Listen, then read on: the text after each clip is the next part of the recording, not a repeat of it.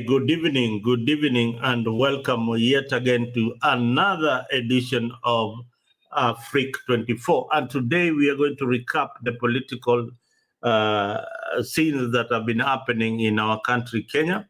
And I'm joined here by the one and only Big Ben to unlock the stories that are happening in Kenya. We are going to unpack the stories shaping the country and of course the world. And today we are marking Easter. I wish you all a happy Easter, and please take care, don't overindulge. And if you're driving in the roads of Nairobi, tafadhali,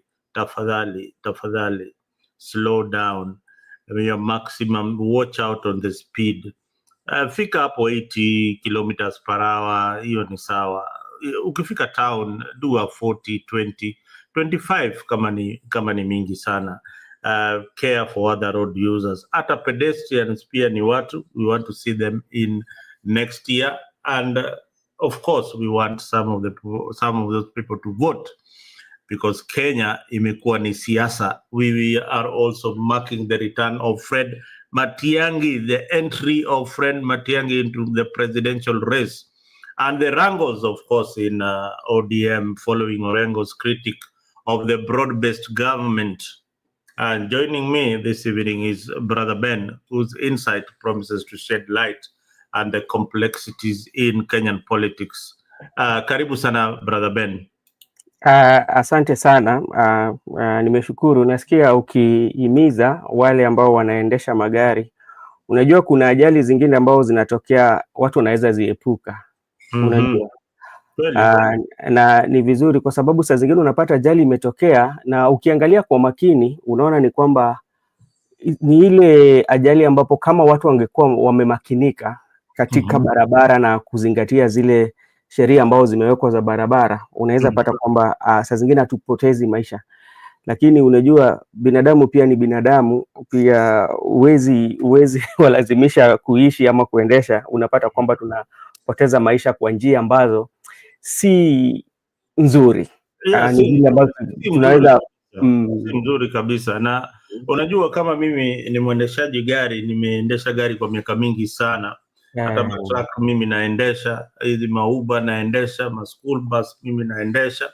Nimeendesha magari kwa muda mingi sana. Ile kitu nazaambia watu ni Kenya aswa wazingatii usalama.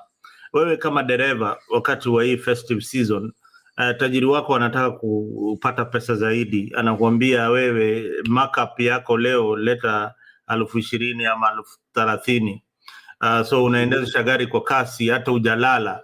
Kama wewe ni dereva ukisikia usingizi, dawa si ukunywe ile energy drink, na dawa ni uweke gari kando upige power nap. Inaitwa power nap. Piga power nap ukibeba familia yako pale, umefika pale Naivasha ama umefika pale escarpment pale, piga power nap hapo kidogo, upigwe na baridi kiasi ya dakika 10, alafu uendelee na safari. Otherwise tunawatakia Pasaka njema wakati tuna celebrate. And please do take care if you are Christian celebrating, and if you are also Muslim, you can also join us and other religions. Karibuni sana, Freak 24. This is the one and only place where we recap the political stories the way they happen throughout the week. Ben, what is the big story? The big story is the return of Fred Okengo Matiang'I. And you know, Fred Okengo Matiang'I is not a new person in the Kenya political arena or in the Kenya history, because you remember he was the super CS during the second administration of Uhuru Muigai Kenyatta, whereby he was believed to have taken the position of the deputy president. And you can remember well, he used to be that person who takes the position of the deputy, and when current president actually disagreed with the former president. So Matiang'I is not somebody that we might ignore, especially in politics, based on how he has performed. His performance is well known. But despite all that, he still have his shortcoming, and there are so many things that still the people of Kenya are accusing him of. So those are some of the things we are going to look at, and we are going to look at how his presidential is going to shape, even though he has not declared. But from his allies, especially like Onyonka, good senator from Kisii, has always been talking about him, especially when they go to their meetings where Rigathi Gachagua and His Excellency Kalonzo Musyoka are, which means he might be in the ballot. So we will discuss more about him. Yeah, viewers, if you don't know much about Fred Matiang'I was a cabinet secretary for education. He was also education. He was also a cabinet secretary for interior and coordination of national government. And he was also a cabinet secretary for information and technology. On all these docket that Fred or Matiang'I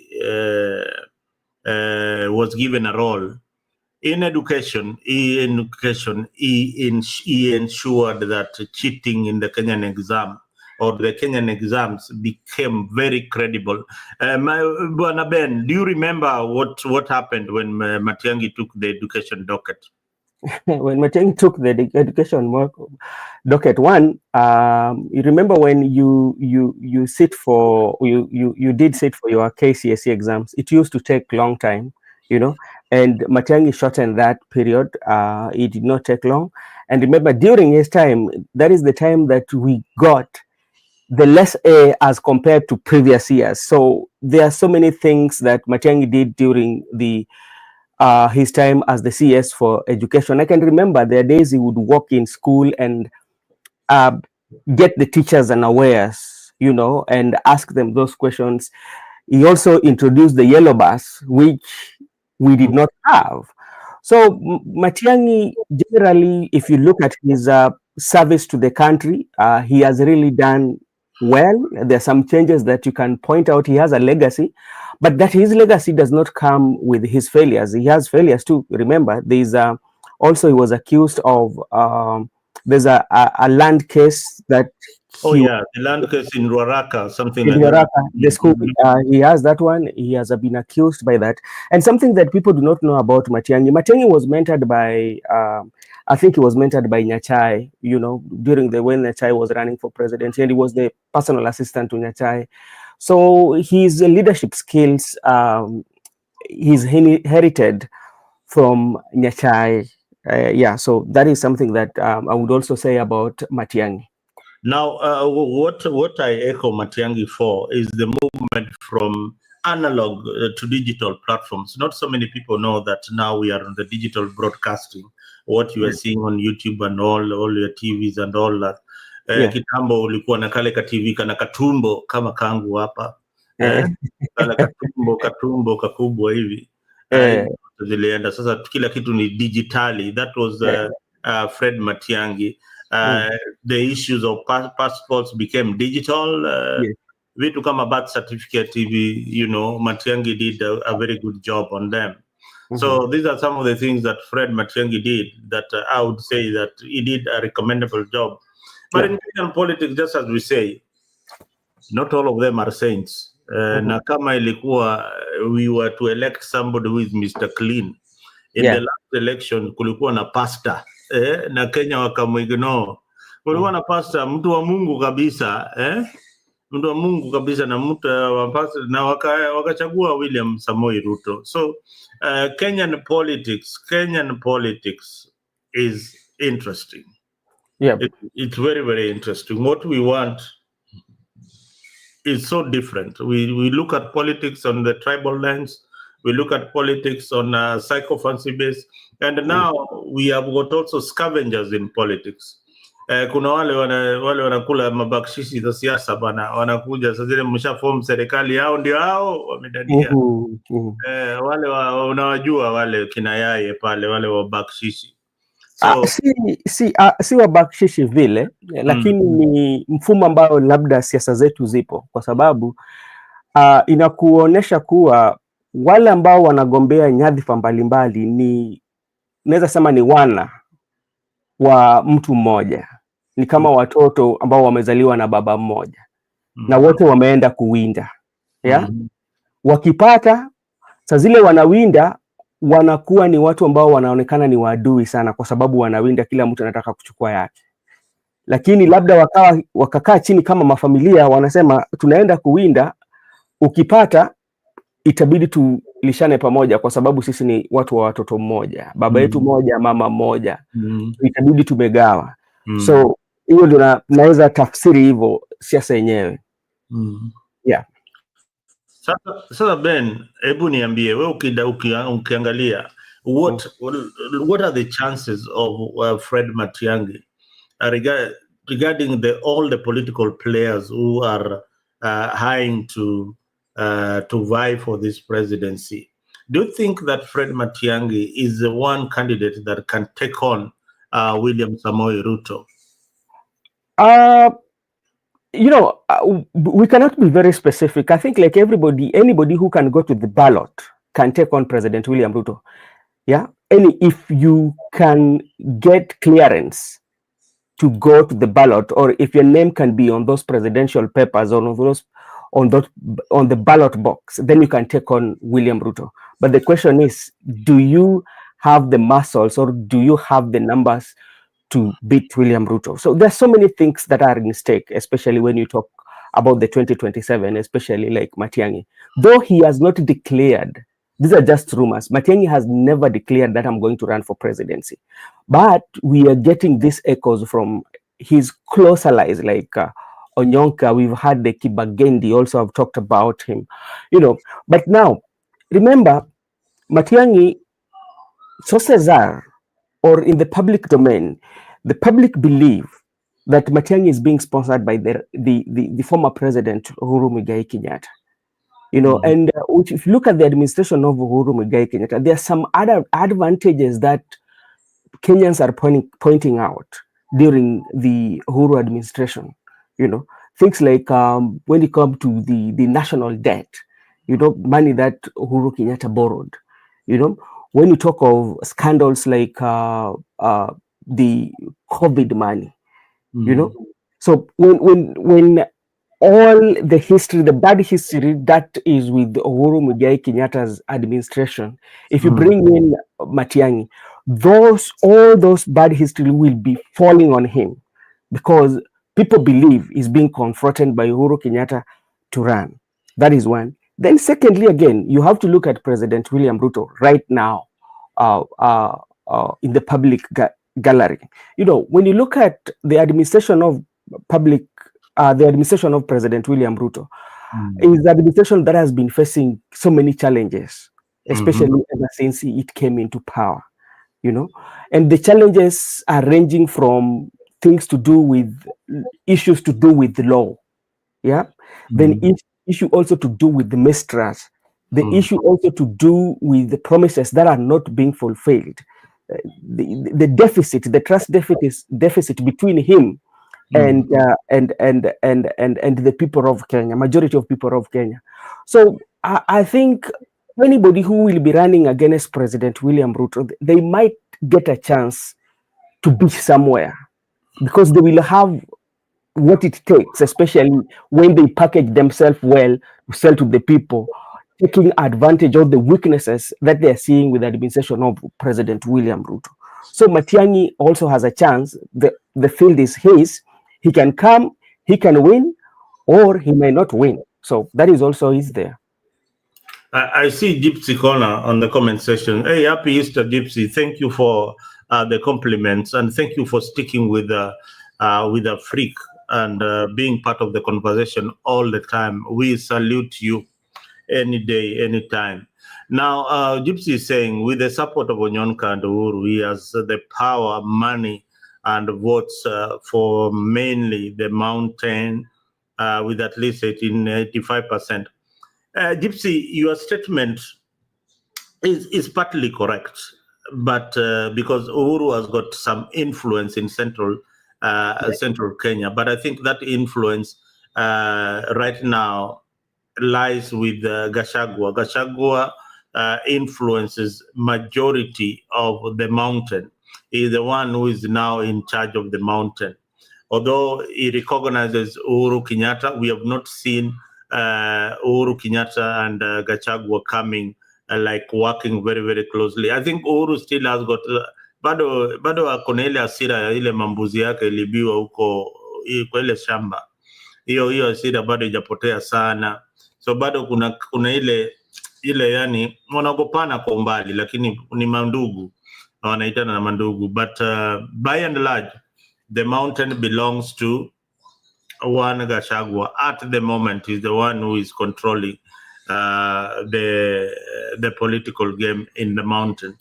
Now, my biggest question, Mr. Ben, is that I see so many candidates. I see now the Kisii community now supporting William or supporting Matiang'I.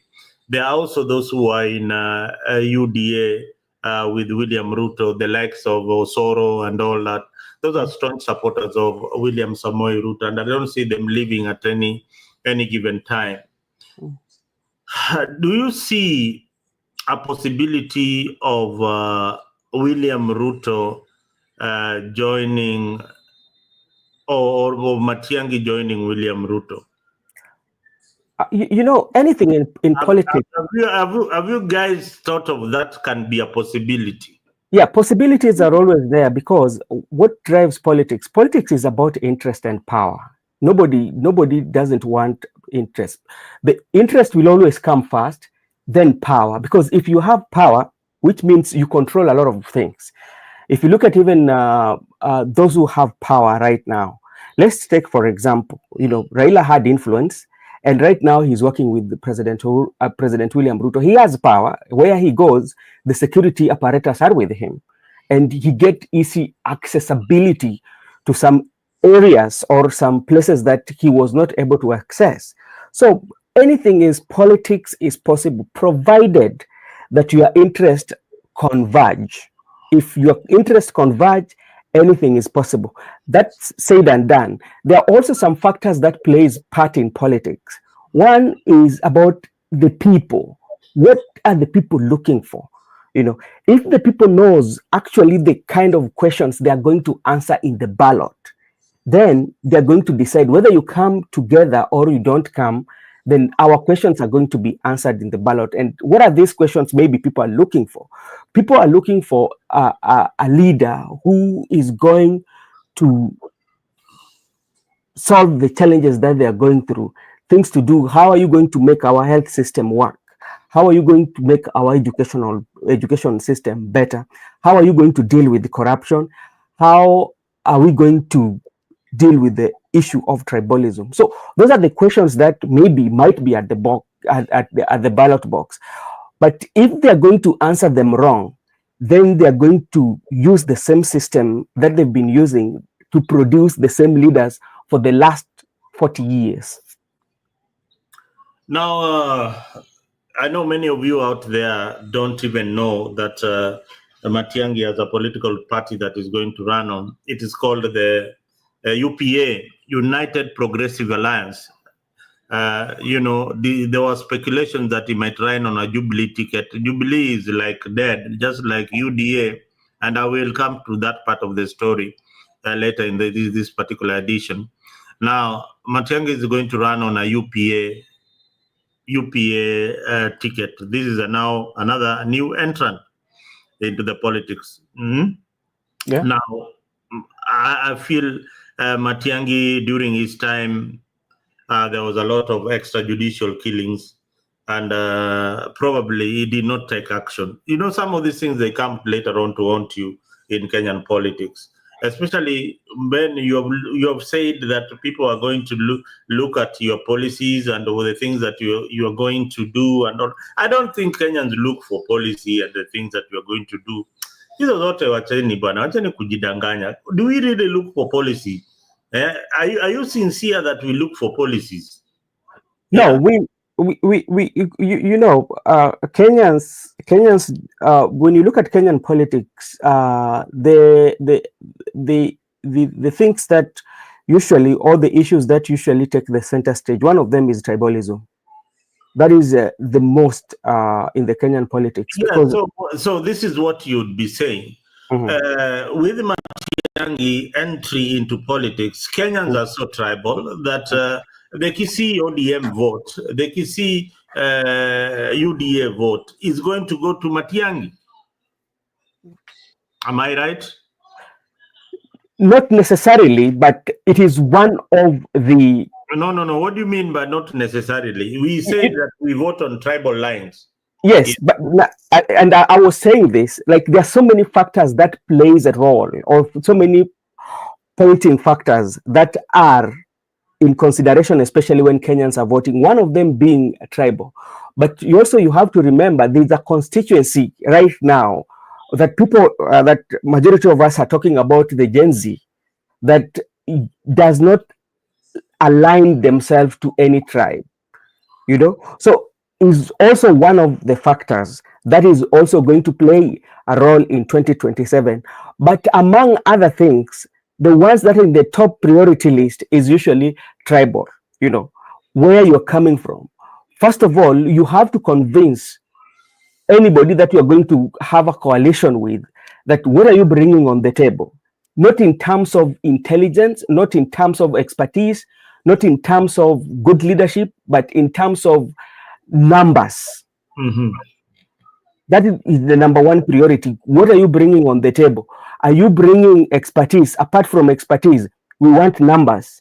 How can we balance off our competitors, and how are we balancing them off? We look at the regions where they are coming from, and we map out their numbers, and we look at, if we give you the deputy president or if we give you the presidency, how are we going to, how is your numbers, or the numbers that you're bringing is going to balance off as we give you the presidency?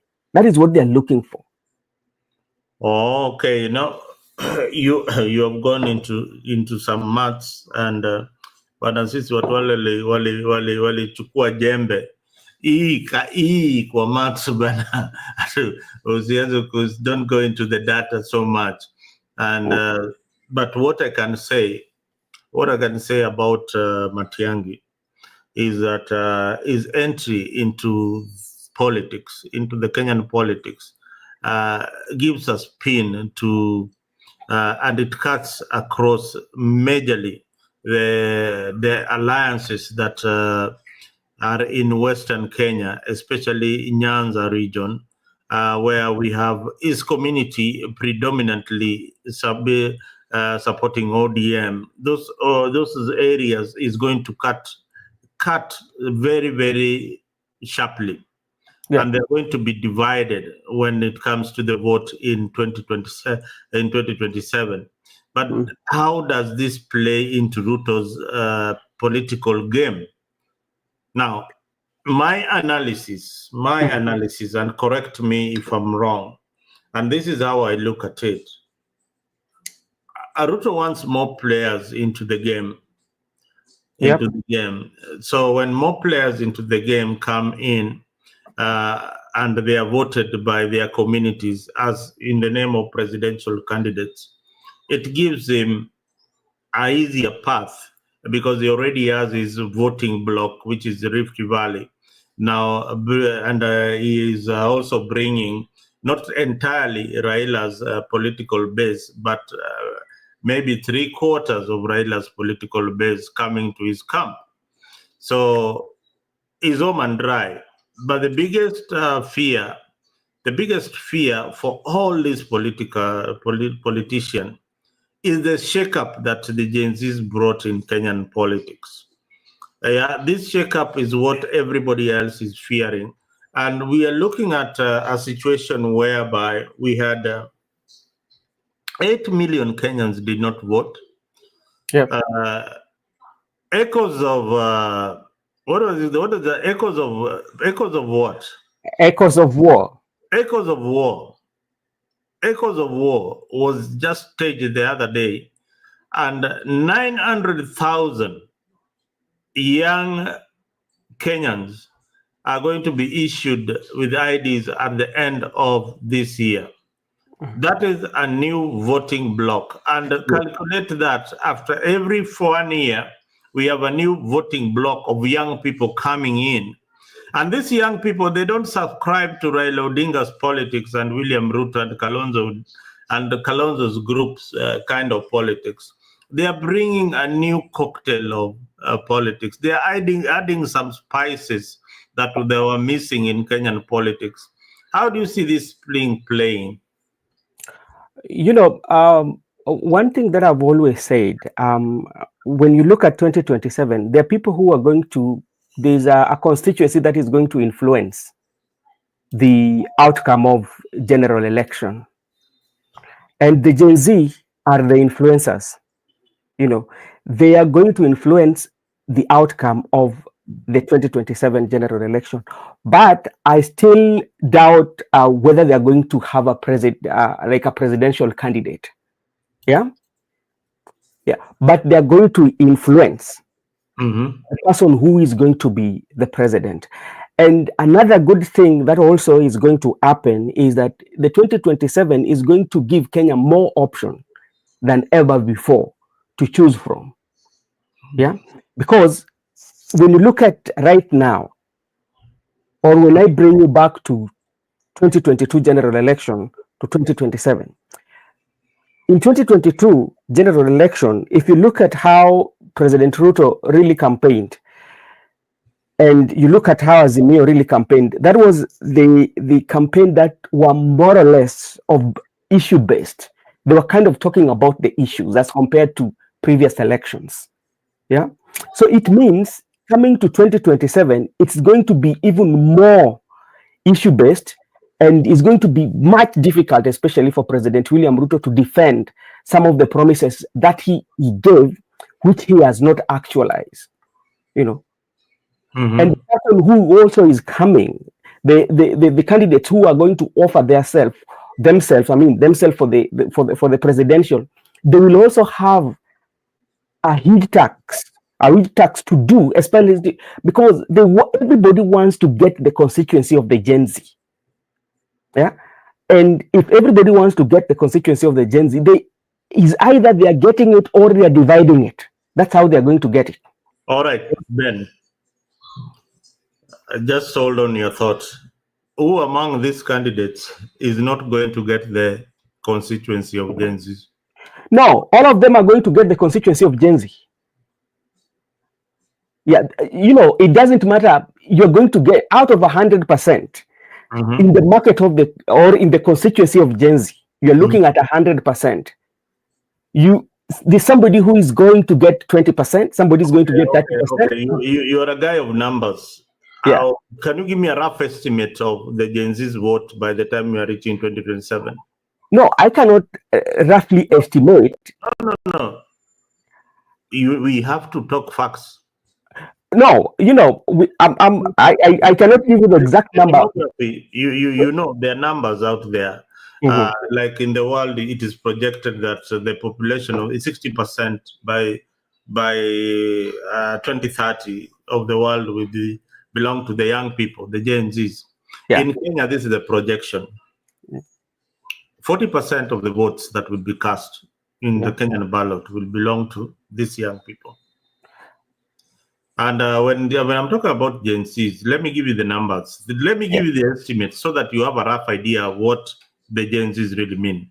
A Gen Z age group, and particularly those who had finished and never voted. In the last election, 8 million Kenyans felt that Raila Odinga and William Ruto are not fit, or anybody in the particular ballot was not fit to be president. So they didn't turn up to vote for any candidate. So 8 million Kenyans did not vote.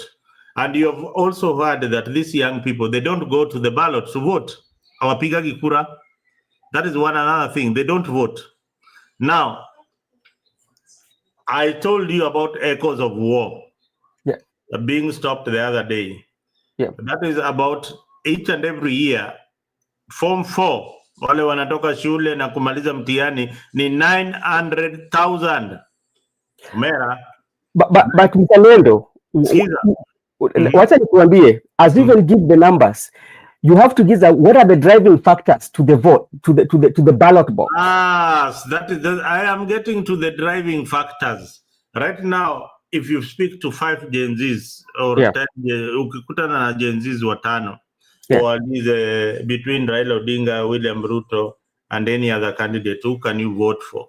They'll tell you that, you know, they cannot vote for any of those that you've mentioned who are on the political scene or who have been on the ballot.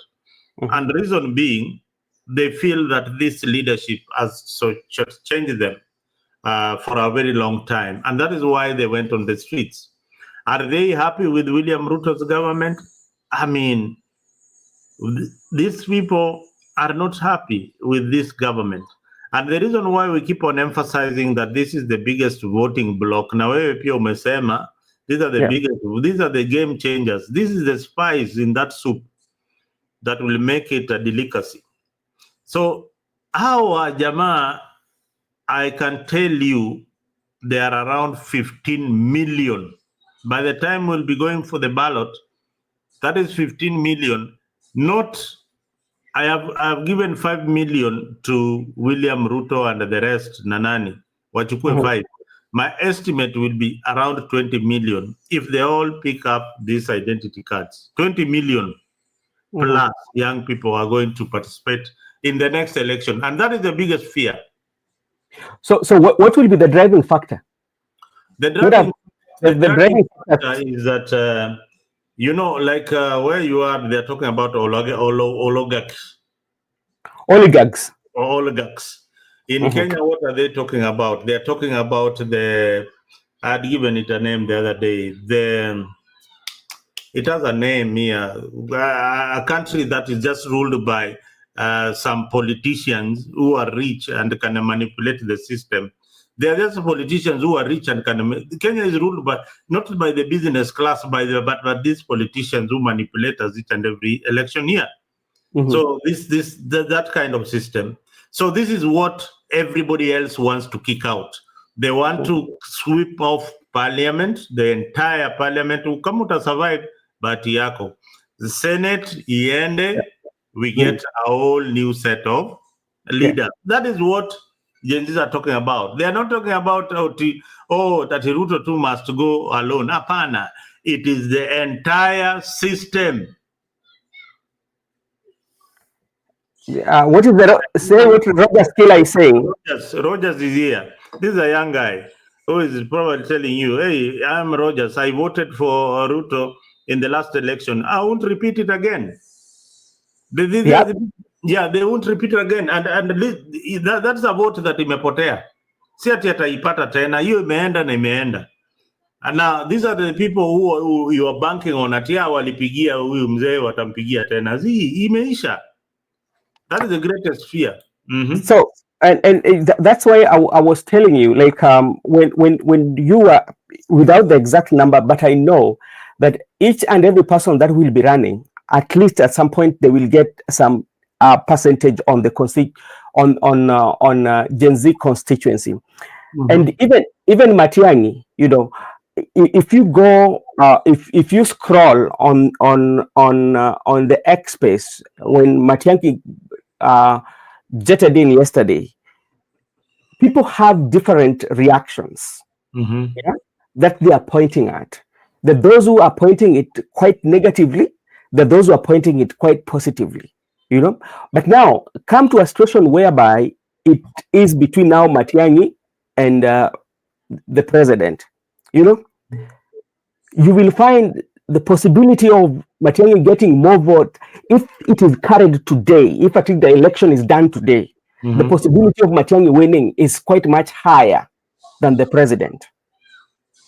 Yeah, right now, if you say that the polls are carried today, that we are going to the poll today, I tend to believe with the public outcry of the administration, Matiang'I might defeat the president if the vote is done today, right now. But in the long run, you know, politics changes. Anything can come and change the outcome of the politics.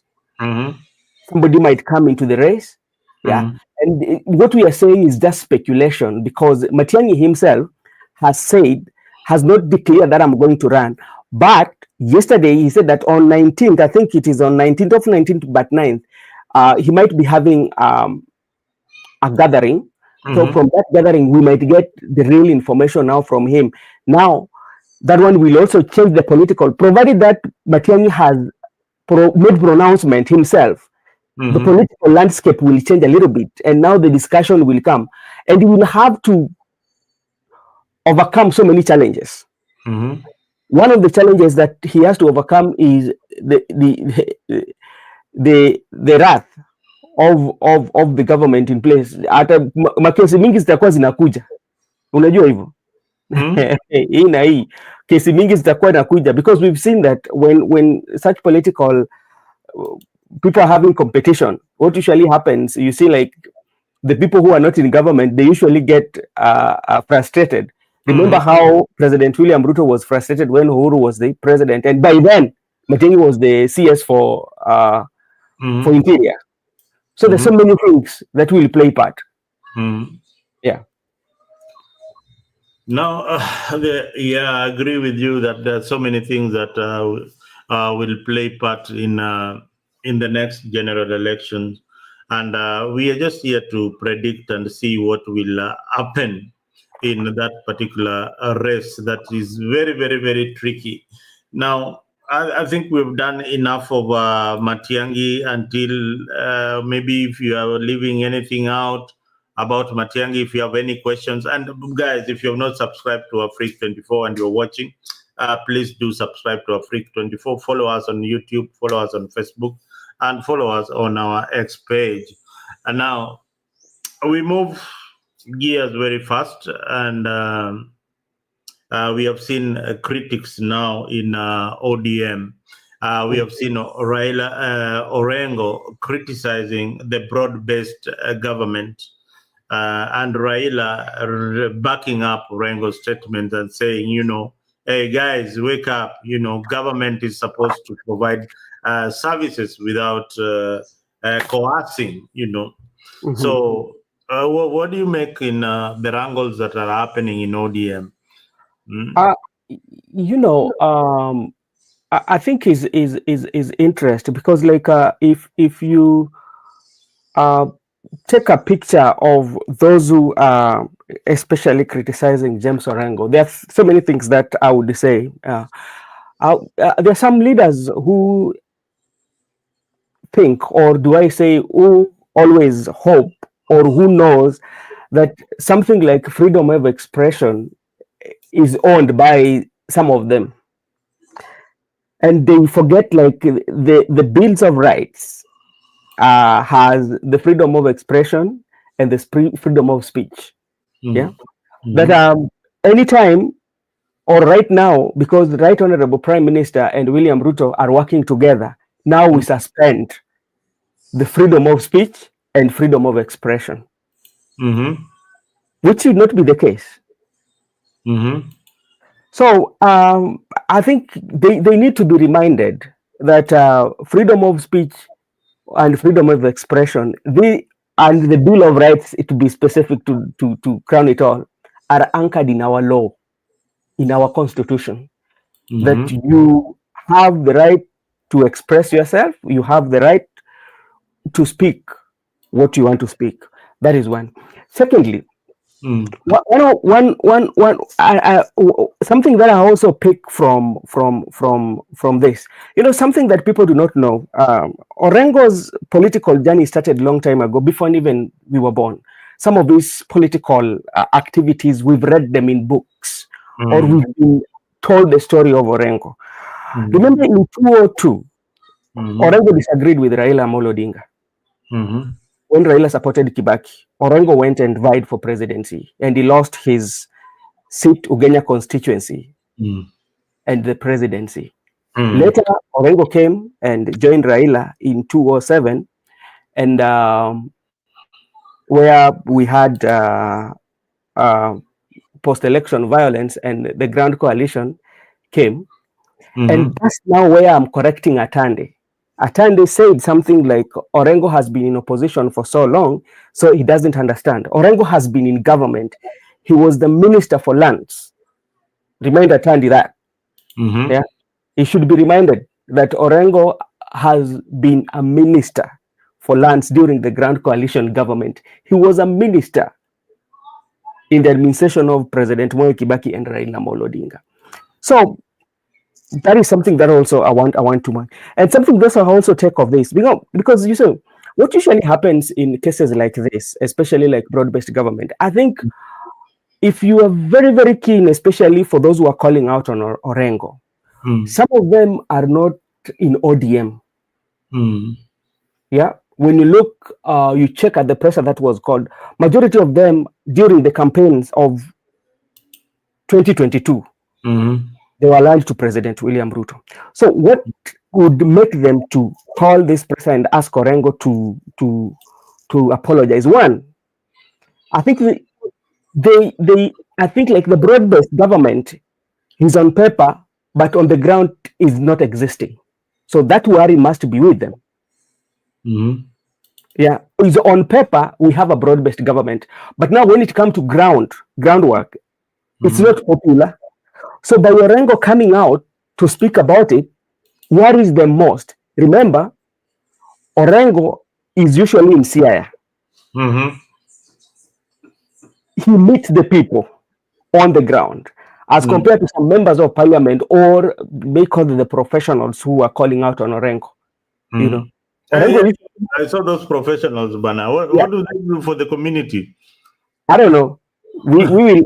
I saw one of my best friend was there. So you don't want to comment because your best friend was there, yeah? No, I don't. I will just comment it in general. You know, in general. Yeah. So Orengo usually have one-on-one with the people. Yeah. So with the broad-based government in place, and Orengo is talking some of the things that the people maybe are telling Orengo, they don't want to agree. You know. Another thing also that these people still, the professionals do not know, it's not a must that everybody has to support the government. Even Orengo said that. It's not a must that everybody has to support the government. Each and every person has a right to support whoever they want to support. And they should know the role of the members of parliament. Yeah? What are the roles of members of parliament? Getting a development or construction of roads in your constituency is not a favor that you're being done by a government. It is a right. The Constitution allows that. And that is the work of members of parliament. That's why they they come and get the budget, and out of that budget, the development are done. Yeah. Hey, you've seen Gypsy Corner telling you freedom of speech is not for the poor in Kenya, it's for the elite figures. You know, I agree with Gypsy Corner. The freedom of speech tunaambiwa hapa na kina Ben. Freedom of speech na ukikuwa na freedom of speech unapatikana Rivayala and nothing happens, you know. Nothing happens. Ama polisi anakudhulumu and you don't even see them being arrested. So in Kenya bana bado tujafika kwa mali tunaweza sema I am now going to read the Fourth Amendment. You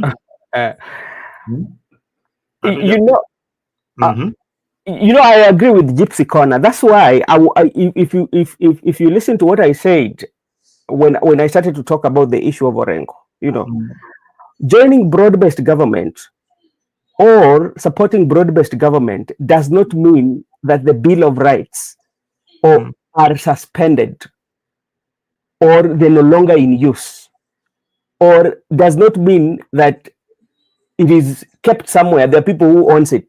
Like now, it's ours, so you don't need to talk about it. Yeah. So it should not only be for the elite, it should be for everybody, because Bill of Rights is a universal. It's for everyone. You know, it's not for selected few. Now, I wanted to bring something that nobody is talking about. You know, Yeah. this is where you always get it here on Africa. Now, what to Atandi, the likes of Junet, the likes of Kaluma, that group that opens its mouth each and every time to criticize any leader that is going against the policies of Raila Odinga. Now, when you see Orengo talking, the things Raila tells James Orengo are not the same things that he can discuss with Atandi. These young boys should know that. Unajua, the things that Baba would talk to Orengo or Anyang' Nyong'o for that matter are not for these hecklers who wanakuja wanaimba. There are things that they can confine in that they cannot even share with the likes of people like Atandi. Maybe the only person who can come close is the Minister for Energy now. That is what they should know. So when James Orengo speaks, he's speaking probably on what they have discussed with Raila at length. They might have differed or they might have agreed. And even if they differ, they can differ publicly. Because these people, first of all, politically, they are age mates. And in terms of experience, Orengo is more experienced in politics than Raila Odinga. Orengo worked with his father very, very closely. And Raila Odinga has got a lot of respect for James Agri Orengo compared to this Atandi and Kalumas. You know, they ought to know that first. The voice of James Orengo could be the voice of Raila Odinga, could be the inner voice of Raila Odinga. And now, this brings the question. William Ruto said one thing that people didn't really pay attention to when he was in the funeral of this last funeral that happened. Oduor. Yeah, I think it was Oduor where he was when he was telling Sifuna that, you know, I'm an old member of ODM and I can call the founders for a meeting and we can deal with you. That statement, you might have taken it very lightly. Not so people take things lightly, and let me tell you, that statement had got a meaning in it. And so what could be the meaning? This is the meaning. This is now the politics that people don't read. Yeah. That you can only read here on Africa. Now, what William Ruto is telling you is that, you know what? I might not even buy on a UDA ticket. Where you think that you are talking so strong as a Secretary General, I could be your next party leader in ODM. And the chances are that William Ruto is going to buy on an ODM ticket. And why am I saying this? Moses Kuria has also hinted that, you know, UDA is not popular. And there is nobody talking about UDA in Central. And nobody can vie even those candidates, Kina Ichungwa, they cannot vie on a UDA ticket and win. Alwale in Kakamega said that there is no UDA office in Western. Malala has finished UDA completely and Gachagua. There's no UDA in Western. There is nothing like, they don't even have an office. So where do they begin from? That is Alwale. That is not me. That is Alwale. Those are insiders. So what are they saying? We don't have a political party, but here we are. We have an ODM that is open for any discussion. It is even open that we can vie on on that ticket. All we need is the delegates to decide, and Raila to say that, I am endorsing William Ruto to vie on this particular ticket. It is a win-win for Raila Odinga. No, I disagree with you. Yeah. And the reason why I disagree with you in terms of Ruto vying for with ODM is one. When you look at all these political parties are entrepreneurs. They are big business, because they all tend to have majority of members of parliament. The very moment President Ruto vies with ODM, what does it mean? It means that all the money that will be coming from the exchequer will come to ODM. Yeah. Yes. And which is the party leader? The party leader is going to be Raila. No. Ruto cannot be there. I tell you. Let me tell you. And look at how the politics has been. Even Raila himself has been a victim of circumstances, especially when it comes to party. Remember when they had the initial ODM. When Kalonzo went with it, what happened? Raila had to buy because he had no otherwise. Yeah. What happened when President William Ruto, they came with Jubilee? What happened with the Jubilee? Yeah, when the Jubilee and the TNA came together. So who was the party leader? The former president. The former Uhuru Kenyatta. Who was controlling the money that was coming? Were they members who are allied to President William Ruto or members who are allied to the former president? That is one thing they cannot. The only thing they can do the most is to form a coalition and come with a name that the ODM and the UDA are not going to be part of the campaign team. But when it comes to voting, people will be still voting with their various political party to get that money from exchequer. That is one. Secondly, the reason why I feel they cannot vie with ODM is this. They've learned, see what happened. Just what happened to Rigathi Gachagua. He was partyless. He didn't have any party. He did not have any party. And what did that one mean? He did not have a base, people behind him to defend him during his impeachment, because the party was not his. If Rigathi could have had his political party and they negotiated with President William Ruto, his impeachment could have been more difficult than ever. Because remember, the members of parliament could have been contributing the money to his political party. That's he will be calling the shots. That's so true. They cannot allow these politicians. They know they have to run with their own political party.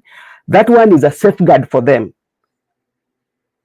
It's they cannot allow that. They can just merge, but they cannot say that, okay, you're going to run with this political party. That is something that I disagree with you totally. There's something you spoke about, Orengo, and something that people do not know. I wrote it somewhere here. In March 20th, 1994, when Ford Kenya was doing polls for the officials, they were electing the officials. Orengo beat Raila on the polls by three, and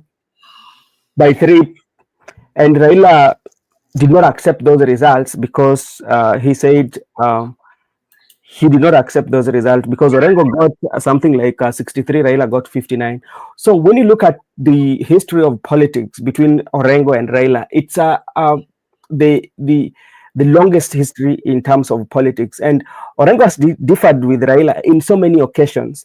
But when it comes also to defending Raila, especially in courts, Orengo have always participated and worked with Raila in terms of legislation.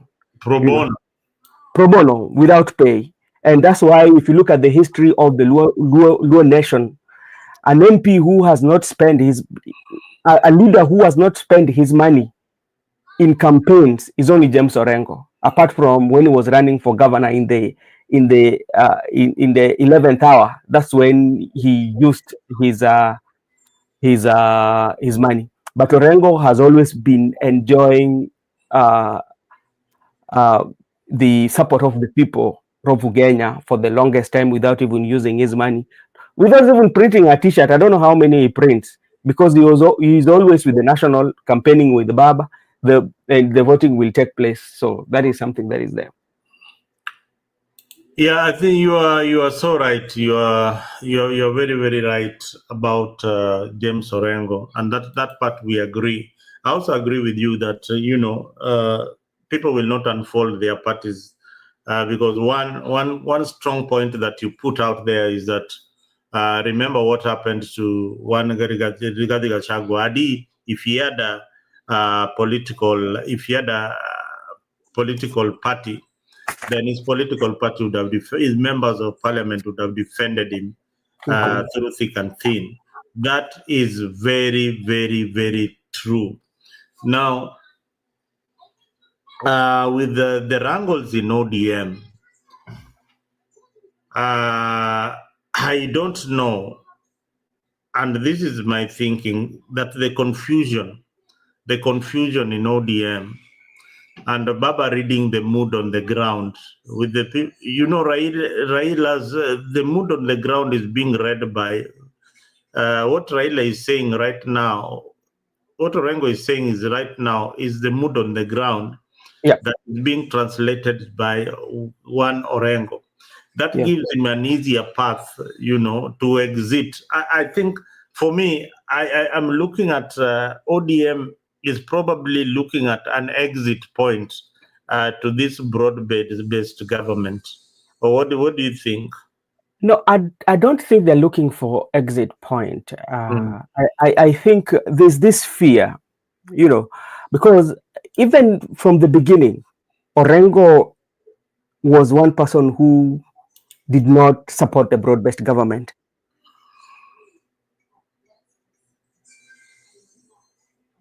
Brother Ben, I've lost your voice. Brother Ben, we are losing your voice. We are losing your voice once again. Something has happened to your mic. We can't hear you. We can't hear you. As Brother Ben organizes his mic, viewers, please, if you've not subscribed to Afrique24, make sure that you do subscribe to Afrique24. If you're watching us from other platforms, make sure you also like, share, whatever you like. And we'll be posting up questions here for you to participate and ask us questions if you are on the comment section. And our questions tonight is that, guys, do you believe that Matiang'I's entry? Let me look for that question again. Brother Ben, are you done? Can you hear me now? Yeah, I can hear you now. Loud and clear. So, loud and clear. What was your point? So my point is this. I told you earlier this fear, and I'm looking at it this way. The fear is the succession, the succession fear. When you look at Raila Odinga right now, Raila Odinga, the age is catching up. They are not even catching up. Raila is now, the age is with him. You cannot compare Raila of 2022 or 2 to Raila of 2025 to 2027. That energy that Raila had is not there. And people tend to believe that Orengo might be among those that might inherit the Luo constituency, not necessarily having them, but with putting Babu on his side. Yeah. So there are people who fear that. Yeah. So for them to be proactive is to start making sure that it doesn't happen. Because something for sure, I believe, I'm convinced beyond reasonable doubt that sometimes Raila will not run for presidency. And if he doesn't run for presidency, and he's working with President William Ruto, President William Ruto will use Raila as one of the points or one of the campaign strategies, bearing that Raila, he stood with him. And you can revisit what he said, that he thanked Raila. Raila stood with Raila. Yeah, remember, I'm talking in, he stood with Raila, and Raila also stood with him. And when you look at when did he stand with Raila, and when also did Raila stand with the President William Ruto?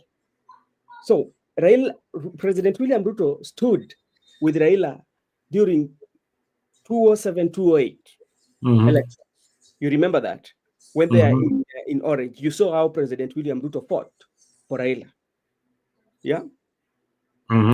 Then, when the Gen Z came into play, yeah, when President was in great trouble, when the Gen Z went to the parliament and things were not working, you know, and with the disagreement of Rigathi Gachagua and everything that was, things were falling apart for him. Then Raila came and rescued him. Yeah. So it means the kind of talk that President was saying during that funeral is the kind of talk the President will continue to say will continue to use during his campaign. And remember, if you're very keen, you remember when President was there, we had somebody who was being buried. Somebody had lost a loved one. President did not talk about the person who had died and even to, you know, but their major focus was so much on Raila. Yeah. And he was also very careful that he had to go to Sifuna, but did not attack Orengo. Very selective. And why was he doing that? He was doing that because he knew where he was a territory. And he knew that what Orengo was saying was resonating with a lot of people on the ground. So he did not attack Orengo, but go for Sifuna.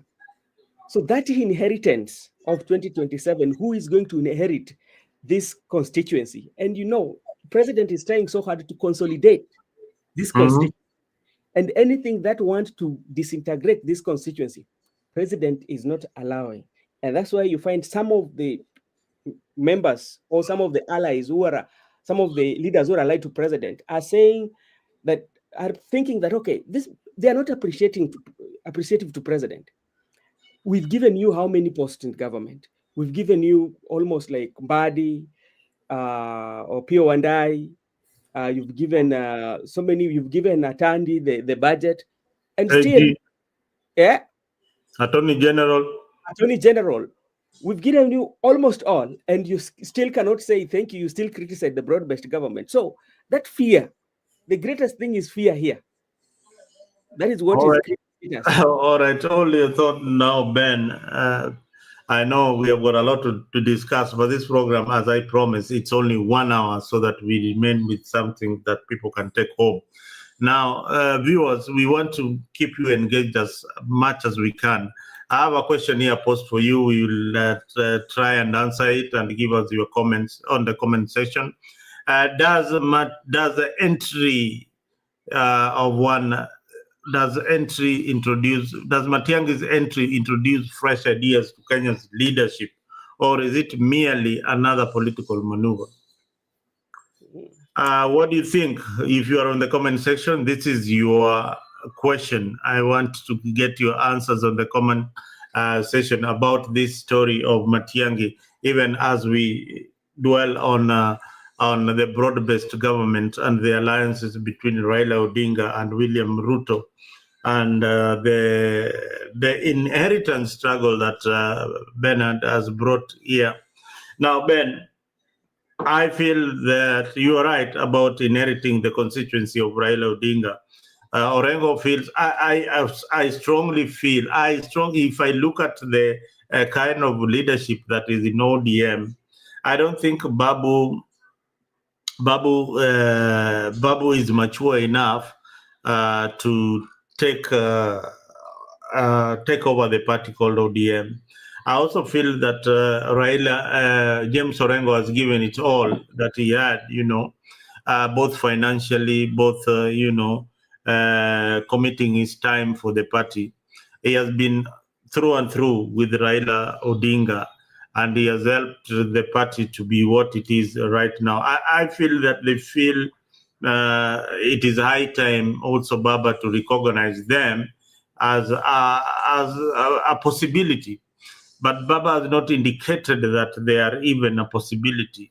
And that is worrying, because for somebody like Orengo, he feels that, with the kind of politics that he has played, and now he is the governor for Siaya. Beyond the governor, what will Orengo be doing? After becoming the governor, he wants to vie for the presidency. There are some details that people ignore. Ben, I don't know whether you captured this. Sometimes late last year or early last year, when the Baba was Baba hinted that he's retiring and is not vying, Orengo went on a tour, and his first stop was in Narok. He's in Narok to introduce himself as a possibility in ODM. But that died very, very fast. That was killed by ODM supporters very, very fast. I don't know whether you saw that. So he's somebody who has been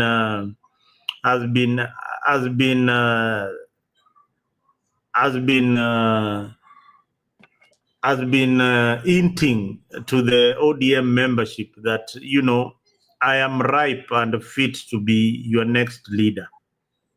Yeah,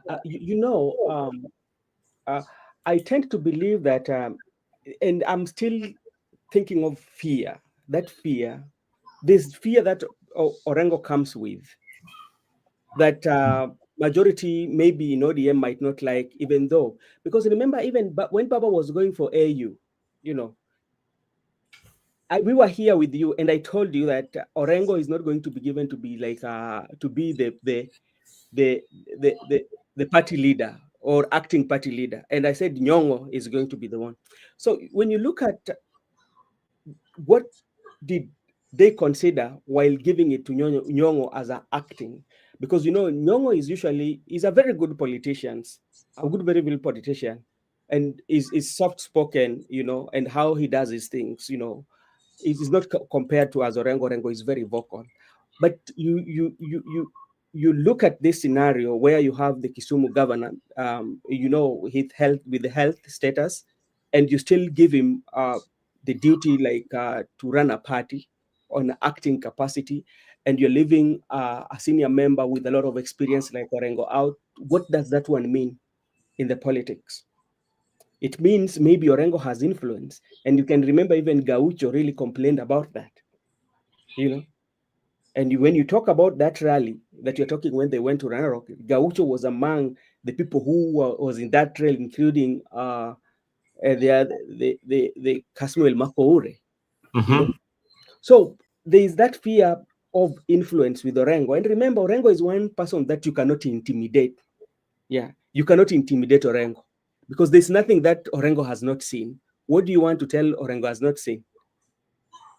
In terms of... So that's what I said. Orengo is looking at, after being the governor, after being in the opposition for all these years, and fighting to become, for our leader to become the president. What is next for me?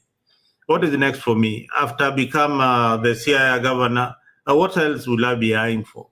Of course, it is the presidency, or the deputy president for that matter.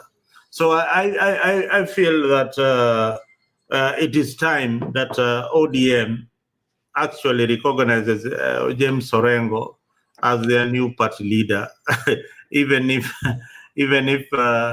it means that Baba mshike mkono aseme huyu wangu ametosha. It only takes Baba to lift his hand, and that is it. And all the Luo support base will follow along. That is what I think that should be done. Anyway, guys, thank you very much. And I've seen a good answer from one. Where was the one? Rogers.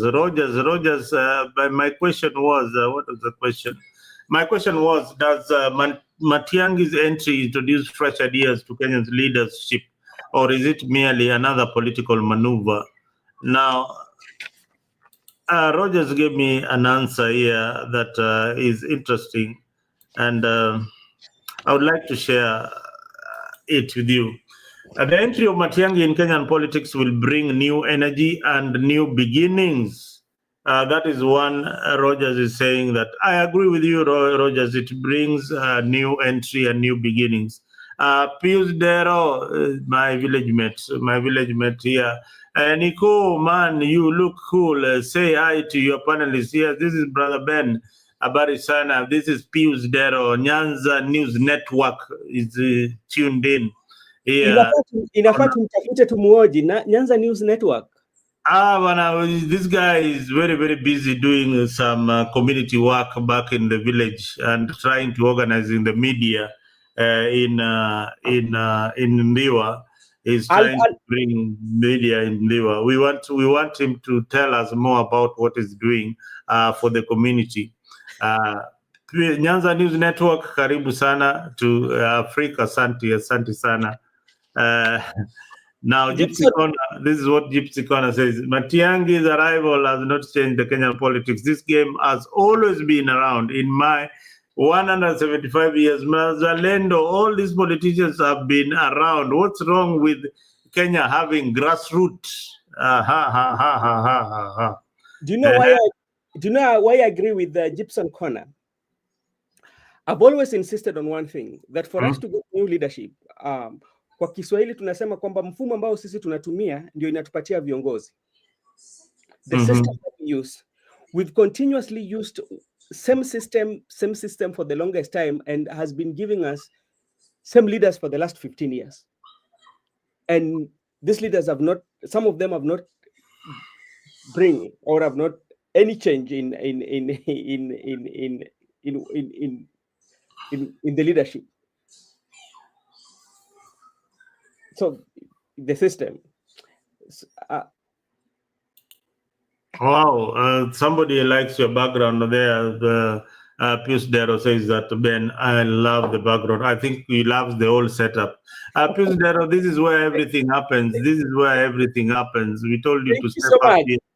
Karibu sana. This is where you get everything here in Africa. It's a cocktail of everything that you want in media. Ziko hapa, you'll get them real time.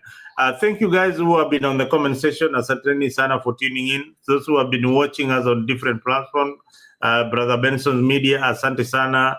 Those who have been watching from Nico Diambo FB page, asante sana, karibu sana. Africa, asante sana. And Brother Leo, I see you there also. Liking what you are hearing today. I wanted you, Scavenger, to come into the set and tell us what is happening in ODM, but I think you are too scared. Kuja, karibu tena utuambie what is happening in your camp. Otherwise, guys, you know, this show is only 1 hour. Kesho huko Marekani watu wanarauka kutengeneza inchi. So we don't want to keep people held up here doing this political recap. But Brother Ben, yes. Before we even wind up this particular show, it has been a nice evening. What are your thoughts of the future of Kenyan politics, the way you look at it? No, I think like I usually say that Kenyan politics, even though we still have a long way to go, but we cannot compare ourselves with our neighbors. Yes, we are doing better as compared to our neighbors, because like if you listen to what happened even to Tundu Lissu of Tanzania, you know they are going to the polls on, I think it's October, and the Chadema, which is the opposition, last time I heard they were not going to run for presidency. Yeah, and what does it tell you? That is one thing that I've also observed. And if you look at the young people in Tanzania, They're not so much engaged in politics like their counterparts in Kenya. Majority of them are TCM, all of them, almost like musicians, the young men, all watu mashuhuri ama wale ambao wako na ushawishi mkubwa sana wako katika chama cha CCM. So unapata kwamba ukituangalia sisi nao ni kwamba sisi tumepiga hatua kubwa sana katika mlingo wa siasa. Vile vile ukiangalia majirani zetu kutoka Tanzania, Uganda pia ni vile vile tu, yeah? So kwangu mimi nina imani na nafikiri kwamba Kenya tuko katika reli mzuri, ingawaje bado tuko na changamoto mingi sana ambapo tunapitia, na kuna vitu vingi pia tunafaa sisi tubadilishe, lakini kulingana na venye naona na watu ambao nchi ambao wametuzunguka sisi tunaona tuko mbele tuko na nafasi kubwa sana kualiko. Yeah. Tuna nafasi kubwa sana kuliko wale wenzetu wa Tanzania. Nilikuwa kule Arusha karibu miaka 12 iliyopita. Nilikuwa mmoja wapo katika zile tournament ama mashindano ile inahusisha jumuiya ya Afrika kule Arusha. Na hiyo mchuano normally inafanyika wakati wa Pasaka. Kuna matimu mingi sana zinatoka Arusha, Kenya, Uganda, Djibouti, wapi zinakutana pale, tunacheza mchezo wa kandanda. Mimi nilikuwa pale kama kocha, wengi wenu wajui kama mimi ni kocha wa mpira, na mimi ndio Mkenya wa kwanza kushinda hiyo trophy ya Arusha Inaugural East African Tournament. So tulishinda na tukaleta kikombe. Sidhani kama kuna timu yoyote imewahi kushinda hilo taji, but tulishinda na tukaileta. Na nilipokuwa huko, hiyo ni karibu miaka 12, watu wale wa Arusha, wale wa Tanzania, tukiwa katika kikao, tunakuja mkahawa pale, wananielezea bwana Nick mzalendo, hii Tanzania itakuja kupita Kenya. Mimi nakuambia uchumi wetu iko juu, lakini hao wanakuja kwa mwendo wa polepole, na lakini ni wa este yani si ni este, ni kali mwendo wa kasi ama ni mwendo wa hebu niambie hiyo kweli gani? Este ni haraka ilikuwa inakuja mwendo wa kasi, mwendo wa kasi. Hao wanakuja kwa mwendo wa kasi sana kuja kupita Kenya.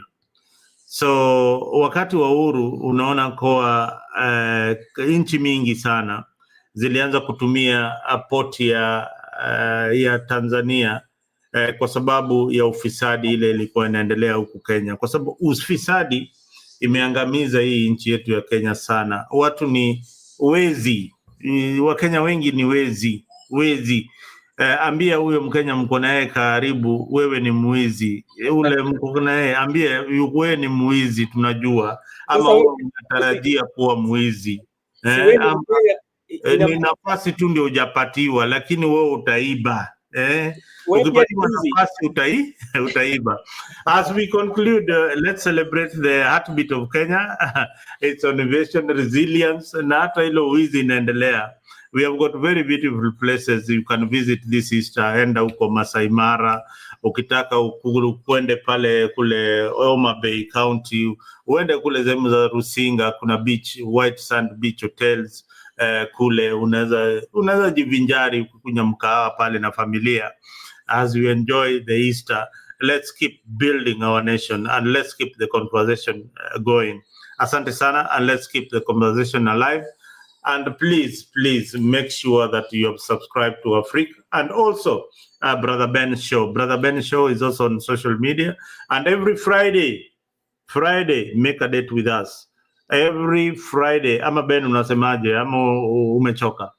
Mimi sijachoka, mimi nawaambia tu. Unachoka, unataka kahawa ama unataka nini, kinywaji? mi niko vyema, niko gangari. Mi naambia huko Marekani Pasaka mnakula aje? Mimi sikuli Pasaka bana. Wewe ni ile dini, kwani watu wa Jolejo wakulagi Pasaka?